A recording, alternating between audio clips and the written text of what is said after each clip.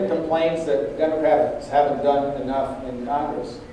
So let me talk about that in two ways. The first is, in fact, the House has done pretty much everything that you asked them to do. No. But we have a very small, stubborn Republican minority in the United States Senate, led by Mitch McConnell, who will be history after Election Day in 2009, because Britt Llewellyn, the state auditor, will beat him.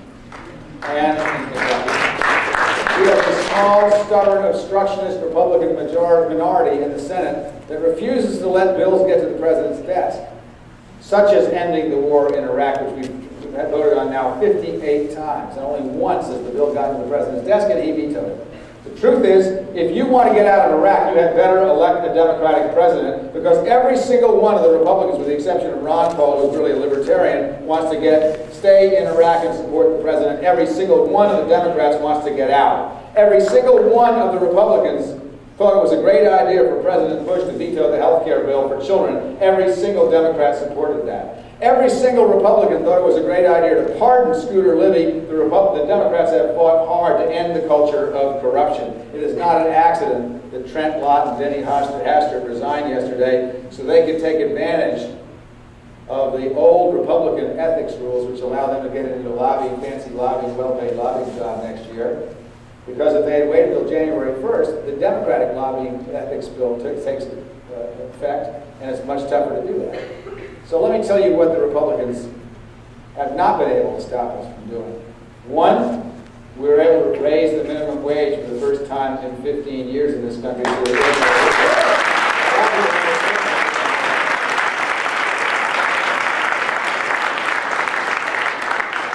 Two, we were able to raise Pell Grants substantially and cut in half the interest rates for folks who, like you, are paying their way through college.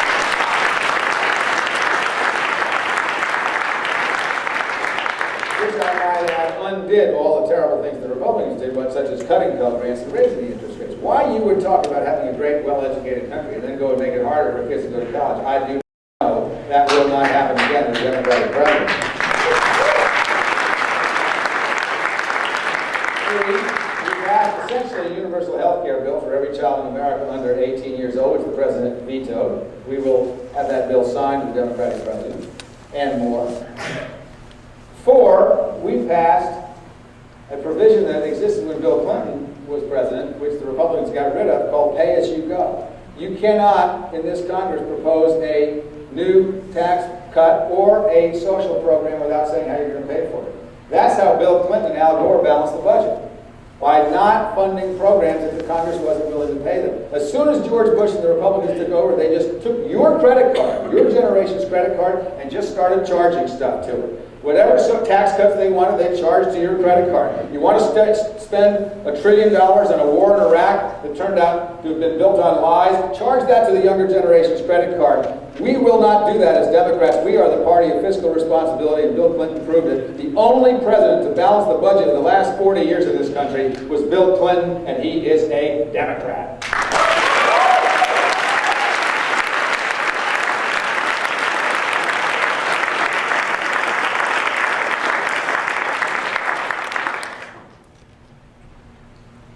There are some things that you need to do.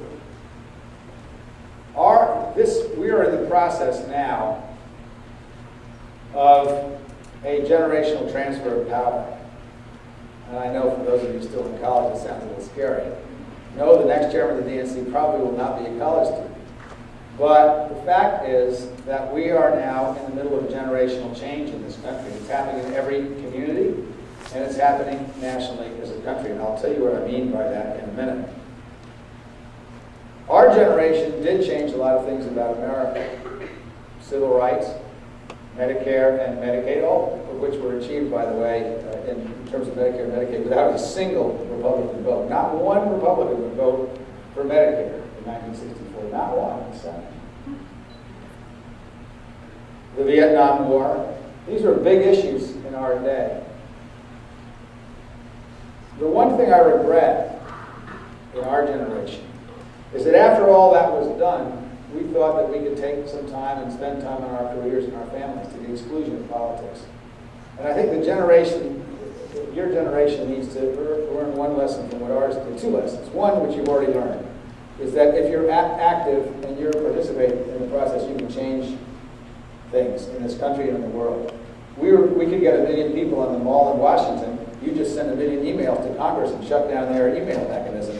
Hey, amen, you got there faster than we did. We think it's great. The internet is the most democratizing invention since the printing press, and you all know how to use it better than anybody else. But the other thing that you need to learn is that you can't take time off from politics. I don't mean you have to be in it all the time and everybody has to knock on every single door in every election, although you better think about doing that because that's how you win elections. I mean, democracy is, like every other invention of mankind, dies if you don't nurture it.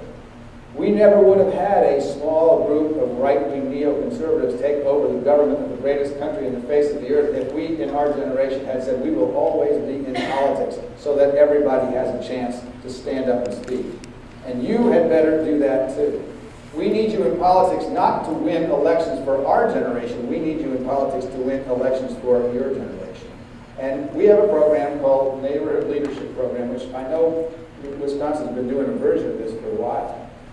We need you to knock on doors. We've done a lot of research on this stuff. And the fact of the matter is that television and direct mail and all that junk mail you get at election time, and all the phone calls and robocalls, all that stuff, it has some effect. But the real effect is knocking on doors. And I do not mean knocking on doors 3 weeks before the election. That's a lot of fun. It does some good. What I mean is starting today for the election that's next November. What matters enormously, even more so than the net, than direct mail, than television, than robocalls, is personal contact and a personal relationship with the voters. I don't need you to go out and vote on and knock on 300 doors 3 weeks before election. I need you to knock on 40 doors 3 or 4 times between now and the election so you get to know the people that you're talking to. People will vote based on personal relationships. That is particularly true of people my age. I know that the tendency among young folks is to think, well, you know, I'm in college, other than my energy, what do I have? You don't understand how flattering it is for somebody my age to be asked by somebody your age to do something. Our whole investment is in people your age. That's what parents do. I know we're an oppressive force in your lives these days, but that's what we do. We take great pride. It is a matter of pride to have somebody your age come up and knock on our door and say, would you consider voting for so-and-so? Maybe we weren't considering voting for so-and-so, but we will now. Unless we're all locked into some candidates, and most people in this country aren't locked in. So it makes a big difference, and it makes a particularly big difference if you will commit to knocking on only 40 doors, but do it 3 or 4 times between now and the election. And the first knock on the door shouldn't be, I'm here from the Democratic Party to ask you how to vote for why you should vote for the Democrats.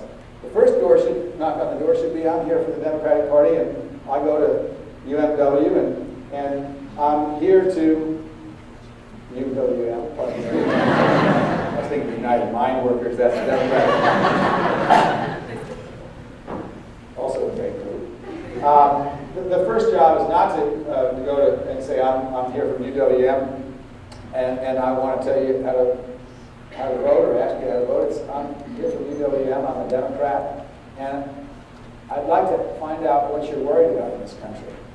And I'd like to find out about what you think we ought to do about it.